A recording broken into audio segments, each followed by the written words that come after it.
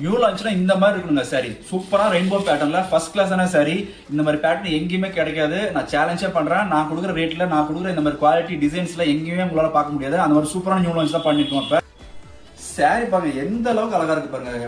அவ்வளவு சூப்பரான ஒரு சாரி. டபுள் சைடு ஈக்குவல் பார்டர்ல ரொம்ப ஃபிளவர் பேட்டர்ல ரெயின்போ கலர் பேட்டர்ன்ல ரொம்ப அழகா இருக்கு. இதோட பல்லு பாருங்க ரொம்ப அட்ராக்ஷனான பல்லு.